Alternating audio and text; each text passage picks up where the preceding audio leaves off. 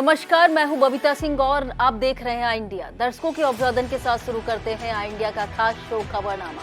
सुर्खियों वाले खबरनामे का आगाज दिन भर की बड़ी खबरों के साथ। आज के खबरनामे में सबसे पहले बात करेंगे भारत के सूर्य मिशन की सफल शुरुआत पर, लिव इन रिलेशन पर हाई कोर्ट की बड़ी टिप्पणी पर, और बात होगी मोदी सरकार के वन नेशन वन इलेक्शन को सपा मुखिया अखिलेश यादव ने क्या दी चुनौती। और खबरनामे के अंत में जानेंगे कि मोदी सरकार ने कर ली अखिलेश यादव के पीजे की हवा निकालने की तैयारी। लेकिन पहले नजर सुर्खियों पर। यूपी के घोसी उपचुनाव को लेकर सपा भाजपा में घमासान जारी। मऊ के डीएम एसपी से मिले सपा नेता शिवपाल यादव, निष्पक्ष चुनाव की रखी मांग।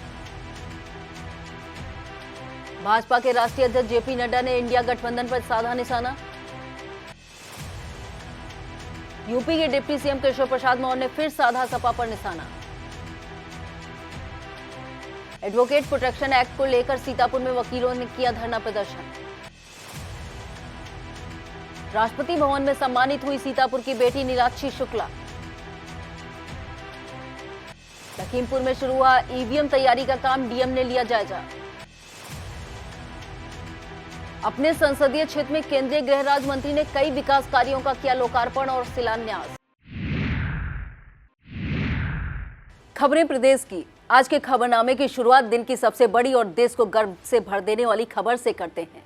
चंद्रयान की सफल लैंडिंग के बाद भारत सूर्य के अध्ययन की दिशा में अपना पहला कदम मजबूती के साथ बढ़ा रहा है। इस कार्य के लिए भारतीय स्पेस रिसर्च एजेंसी इसरो ने अपने सूर्य मिशन के तहत आदित्य एल को सफलतापूर्वक लॉन्च कर दिया है। यह उपग्रह PSLV रॉकेट के जरिए श्रीहरिकोटा स्थित सतीश धवन अंतरिक्ष केंद्र से रवाना किया गया है।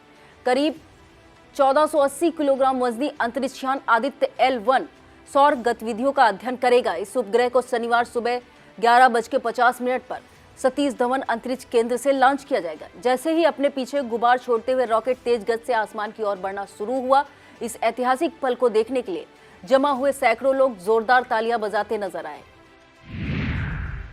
अब बात यूपी में भाजपा और सपा के बीच नाक का सवाल बन चुके घोसी विधानसभा के उपचुनाव की। इन दिनों घोसी उपचुनाव को लेकर राजनीतिक घमासान जारी है। मामला आमने सामने का है तो भाजपा और सपा दोनों दलों के दिग्गज नेता प्रचार अभियान में जुटे हुए हैं। सपा मुखिया अखिलेश यादव जनसभा संबोधित कर चुके हैं। इसके बाद सीएम योगी आदित्यनाथ भी शनिवार को जनसभा के जरिए भाजपा प्रत्याशी दारा सिंह चौहान के पक्ष में माहौल बनाने पहुंचे। इसके अलावा भाजपा के तमाम कद्दावर नेता पहले से ही घोसी में डेरा डाले हुए हैं।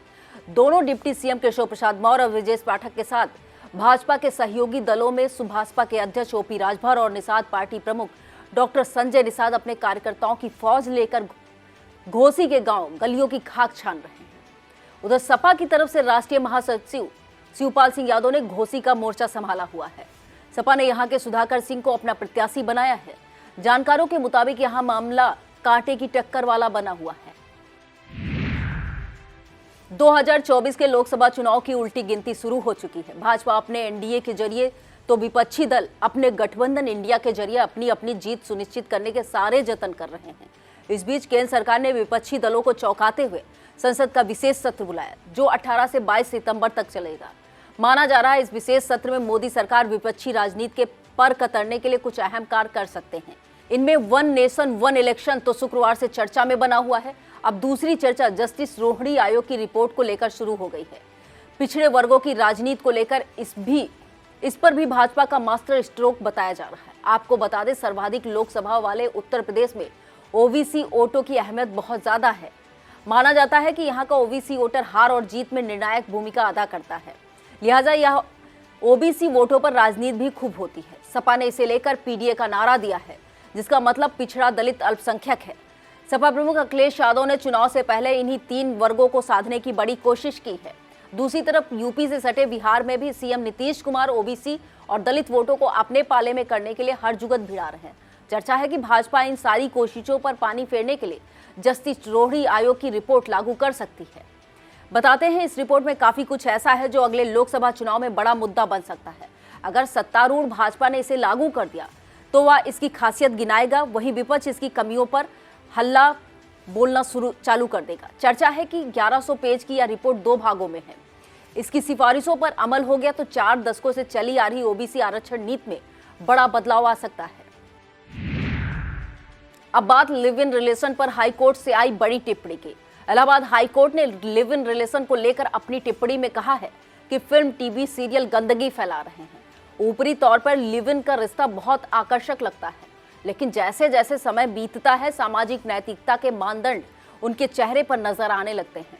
हाईकोर्ट ने यह टिप्पणी लिव इन रिलेशन में रहने वाले रेप के एक आरोपी की सशर्त जमानत मंजूर करते हुए कही।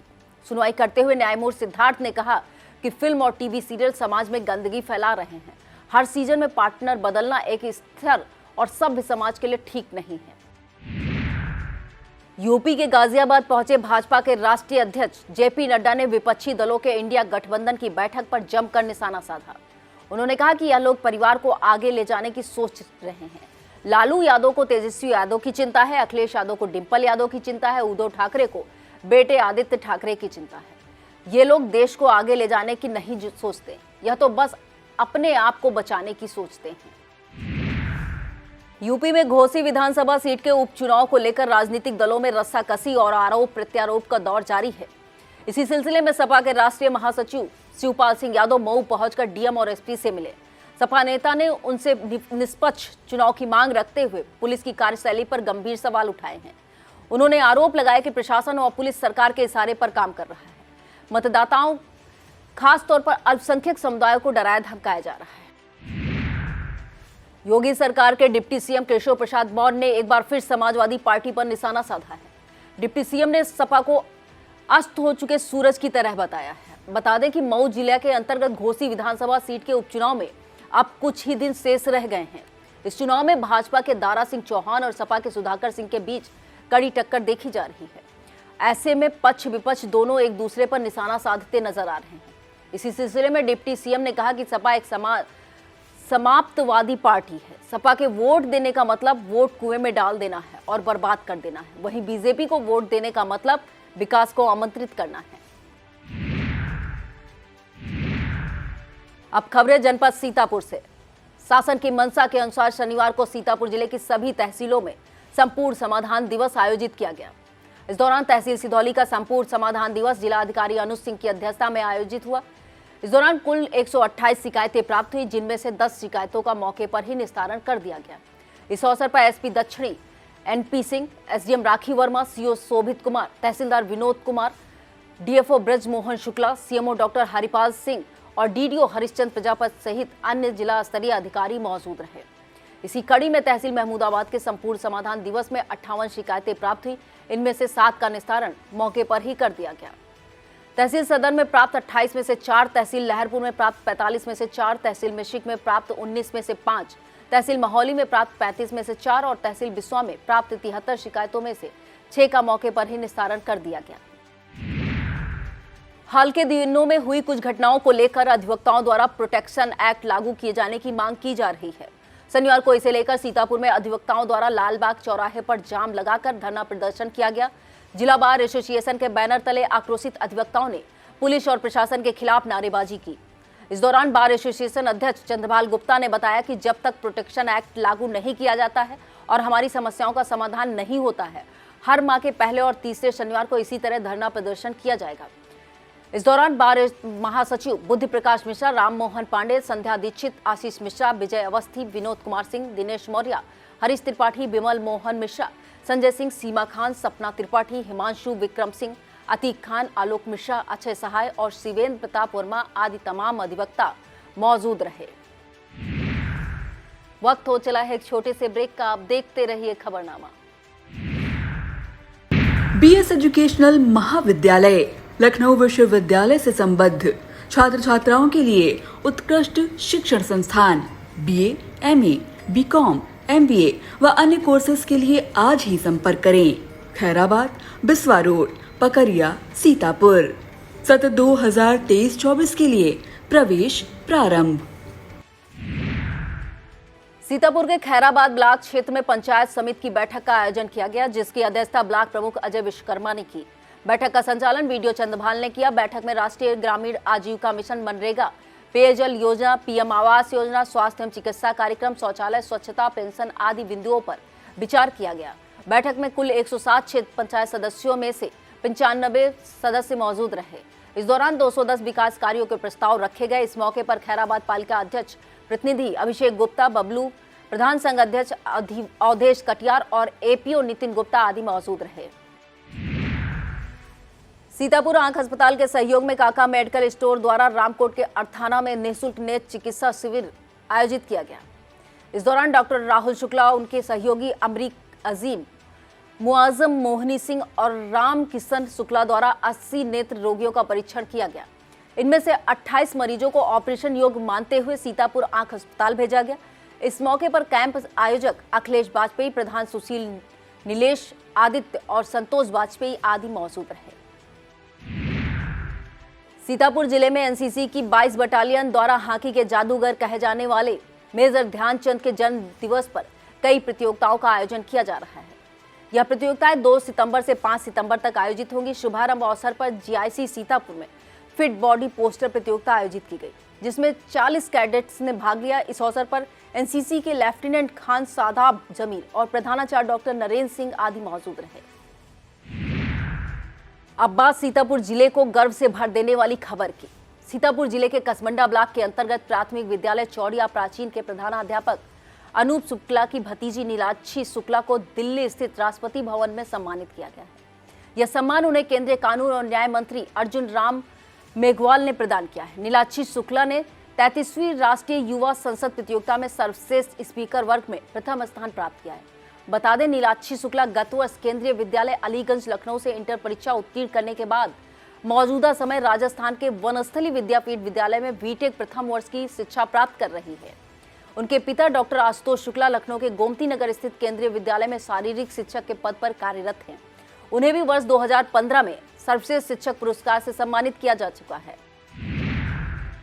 अखिल भारतीय लोक व्यापार मंडल के सीतापुर जिला अध्यक्ष भगवती गुप्ता के वयोवृद्ध पिता राजाराम गुप्ता का निधन हो गया है।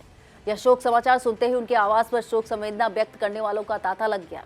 इस दौरान नगर विकास राज्य मंत्री राकेश राठौर गुरु, कारागार राज्य मंत्री सुरेश राही, भाजपा जिला अध्यक्ष अचिन मेहरोत्रा, मंडलीय अध्यक्ष नीरज वर्मा, पिछड़ा वर्ग मोर्चा अध्यक्ष रामजीवन जायसवाल, सीतापुर पालिका अध्यक्ष प्रतिनिधि मुनींद्र अवस्थी, नीरज वर्मा झल्लर, कुलदीप श्रीवास्तव, चंचल श्रीवास्तव, कमलेश पांडे, रजनीश मिश्रा, मुर्तुजा हुसैन, ब्रजेश रस्तोगी, प्रतीक अग्रवाल, सीमा शर्मा, कंचन गुप्ता, जया सिंह, गोविंद भारती और दीपेंद्र भदौरिया सहित तमाम व्यापारी, भाजपा नेता और नैमिष से आए संत गणों ने शोक संवेदना व्यक्त की।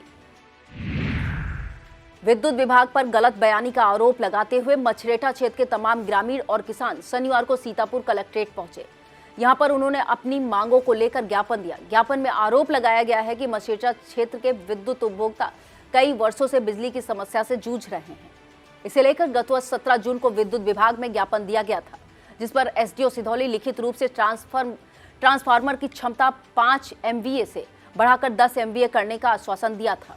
इसके बाद से कई बार वह लोग धरना प्रदर्शन करके ज्ञापन दे चुके हैं, लेकिन अब तक समस्या का समाधान नहीं हुआ है।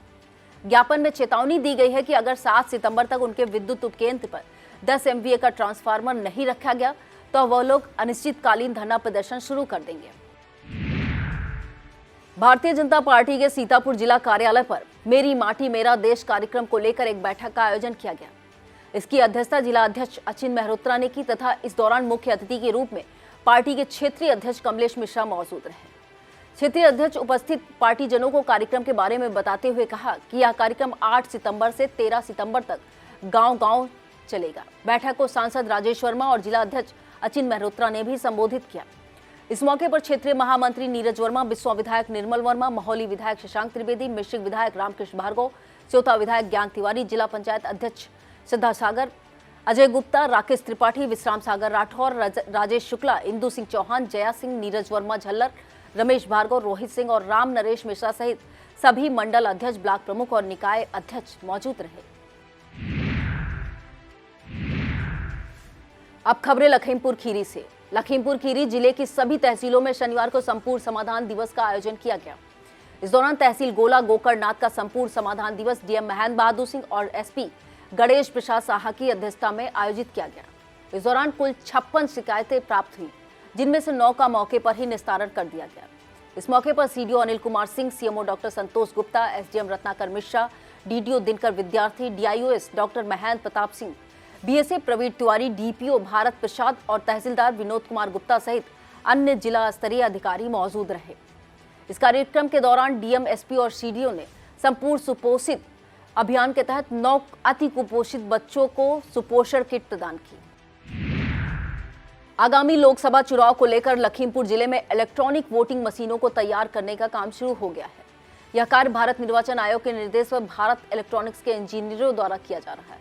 डीएम महेंद्र बहादुर सिंह ने एडीएम अनिल संजय कुमार सिंह के साथ वेयर हाउस का निरीक्षण कर एसडीएम और नोडल अधिकारी राजीव निगम को समस्त कार्य भारत निर्वाचन आयोग के निर्देश पर ही पूरा करने के लिए निर्देशित किया।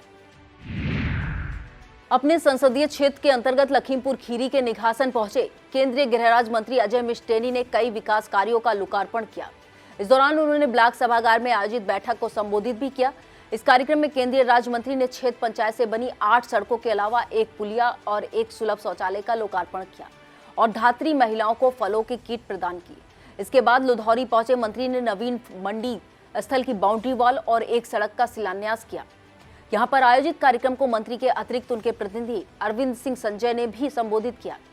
इस दौरान केपी राणा, बद्री प्रसाद, नगेंद्र सेंगर, अमनदीप सिंह, दीपक तालवान, प्रज्ञानंद रंगीलाल, अवधराम और ब्रह्मदीन आदि मौजूद रहे। लखीमपुर के गुलरिया स्थित चीनी मिल के मुख्य महाप्रबंधक योगेश कुमार सिंह ने शरदकालीन गन्ना बुआई का शुभारंभ किया। यह कार्यक्रम बरौला निवासी सुखदेव सिंह के क्षेत्र पर आयोजित किया गया। इस दौरान मुख्य महाप्रबंधक ने शरदकालीन गन्ना बुआई में प्रजाति खाद की मात्रा, बीज शोधन, भूमि शोधन और बीज की शुद्धता आदि के बारे में विस्तार से चर्चा की। इसके दौरान चीनी मिल के सहायक महाप्रबंधक गन्ना गिरजेश सिंह और मुख्य गन्ना प्रबंधक प्रवीण शर्मा के साथ सहायक गन्ना प्रबंधक राजीव दीक्षित सहित काफी किसान मौजूद रहे। अब बात मोदी सरकार का ट्रम्प कार्ड माने जा रहे एक देश एक चुनाव वाले फार्मूले को सपा मुखिया अखिलेश यादव के चैलेंज की। भाजपा विरोधी दलों के गठबंधन इंडिया की 2 दिवसीय तीसरी बैठक मुंबई में समाप्त हो गई है, लेकिन इस बैठक से कहीं ज्यादा चर्चा मोदी सरकार के उस ऐलान की हो रही है जिसमें लोकसभा के साथ विधानसभाओं के भी चुनाव कराए जाने की बात कही गई है। एक देश एक राष्ट्र एक चुनाव की व्यवहारिकता का पता करने के लिए पूर्व राष्ट्रपति रामनाथ कोविंद की अध्यक्षता में कमेटी गठित कर दी गई है। मोदी सरकार के इस ऐलान ने देश की सियासत को गर्म कर दिया है। इस पर तरह तरह की प्रतिक्रियाएं सामने आ रही है। इसी बीच इंडिया की बैठक से लौटे सपा चीफ अखिलेश यादव ने इसे लेकर ट्वीट के जरिए बीजेपी को चुनौती दे दी है। उन्होंने लिखा कि हर बड़े काम को करने से पहले एक प्रयोग किया जाता है। इस बात के आधार पर हम ये सलाह दे रहे हैं कि देश एक चुनाव करवाने से पहले भाजपा सरकार लोकसभा के साथ देश के सबसे अधिक लोकसभा व विधानसभा सीटों वाले राज्य उत्तर प्रदेश के चुनाव एक साथ कराकर देख ले। इससे एक तरफ चुनाव आयोग की क्षमता का परिणाम सामने आ जाएगा और भाजपा को भी जनमत का पता चल जाएगा। यह था आज का खबरनामा। आप देखते रहिए इंडिया। मुझे दीजिए इजाजत। नमस्कार।